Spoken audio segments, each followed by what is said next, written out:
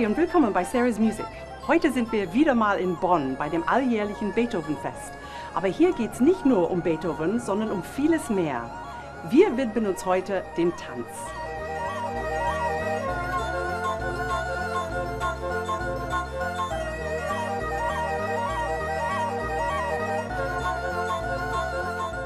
Das Tanzstück Dance wurde 1979 vom Komponisten Philip Glass, der Choreographin Lucinda Childs und dem Künstler Sol LeWitt gemeinsam konzipiert. Der Film von LeWitt wird während der Aufführung auf eine transparente Leinwand vor den Tänzern projiziert.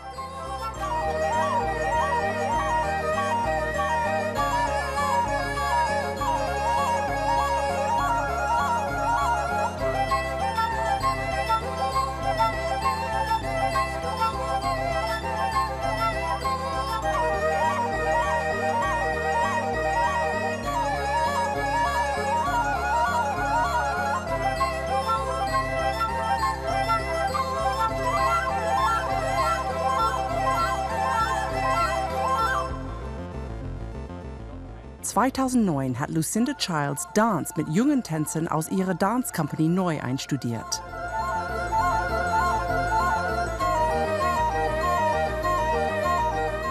Lucinda, thanks for joining us. Thank you. And it's fantastic to see your work being performed here.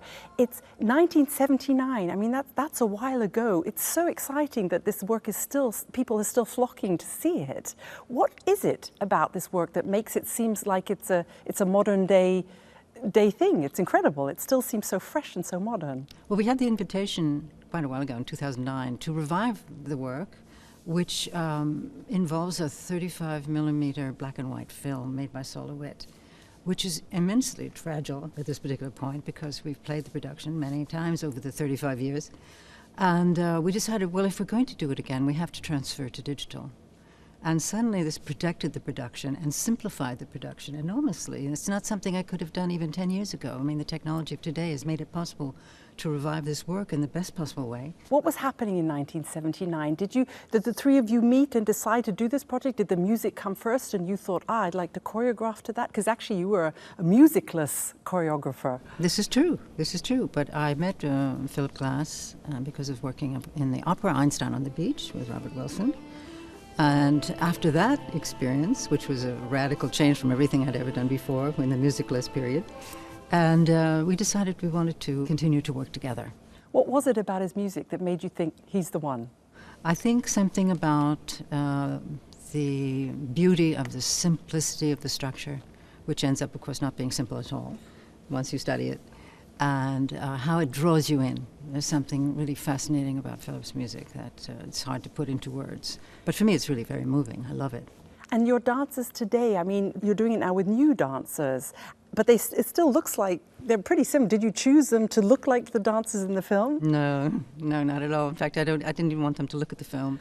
I don't want them to try to. I mean, this is a completely different period and a different group of dancers. The dancers of this company now have a different kind of training and what do you mean a different kind of training? Well, they're more versatile, you know, and that I don't want these dancers of today to try to look like those dancers, but the choreography is the same.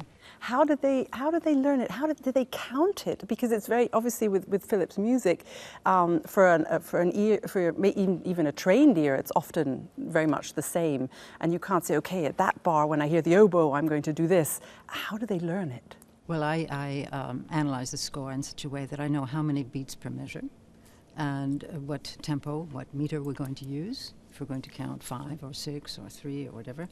And I write it out for them. And they have, 5 pages of I would numbers. love to see that. What does choreography look like written out? Before the show, actually, some of them put it up in the wings because they need a guideline, certainly for making the piece. They have to know where they are in the music, even if they're not on stage, because they have to know when to come back. And they do this very well. I mean, it's very hard work. It's very demanding.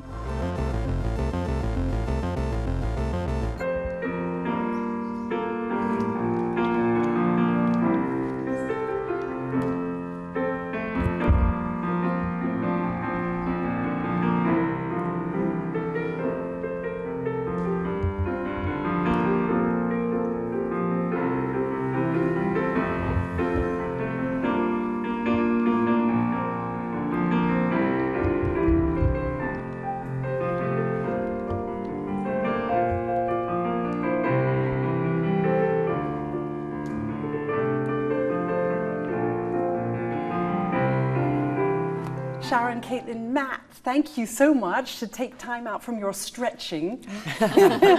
Sharon, what is important to do before a performance of dance? Before a performance of dance, we take a ballet class. A really old-fashioned, full-blown ballet class. Yes. With pliés and pliés and tendus and adagios and everything. Why is that important for you? Mostly, a lot of Lucinda's work has a lot of footwork, jumping, and so it's important for us to warm up with the ballet technique in order to warm our feet.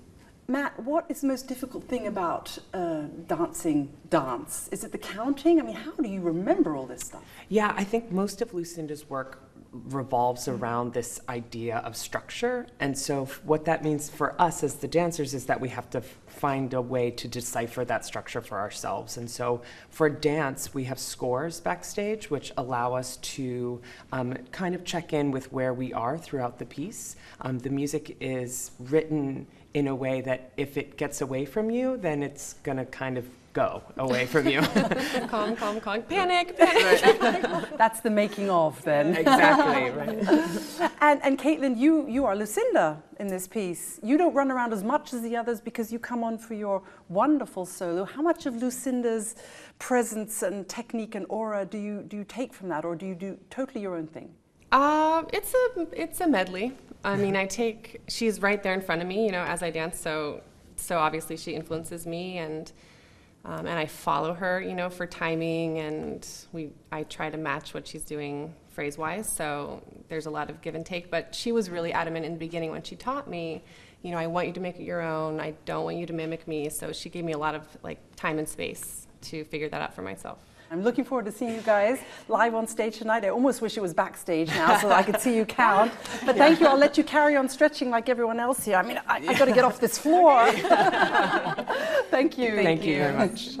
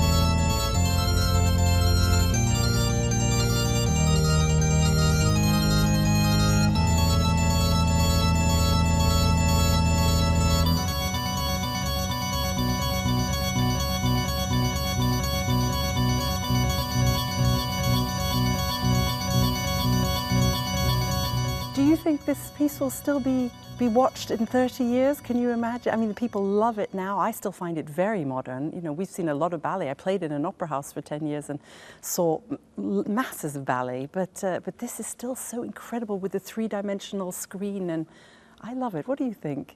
Well, I think, you know, originally it wasn't so well accepted. Originally, people complained that it wasn't dance, you know, that we were just doing these little steps that anybody could do, and that there was an absence of contact between the dancers, and the men and the women are dressed alike, you know, all kinds of things that people found objectionable, and the music itself.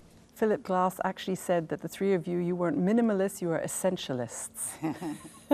And you've stripped it down to how you felt it should be, visually, musically, and also in the movement. That's true.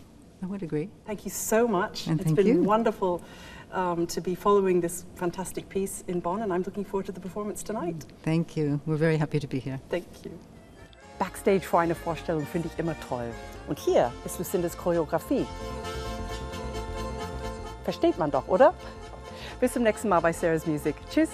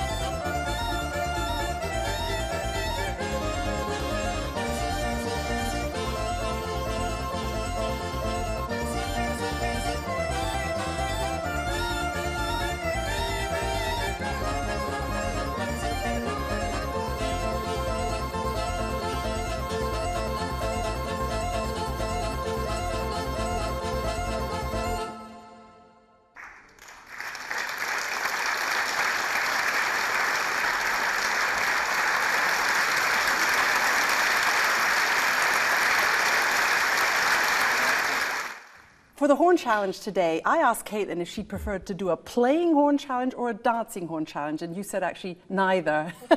So she's going to dance with the horn for the horn challenge, a Lucinda Childs horn challenge. Okay, Right. take it away. Oh, it's heavier than it looks. Don't drop it. Oh,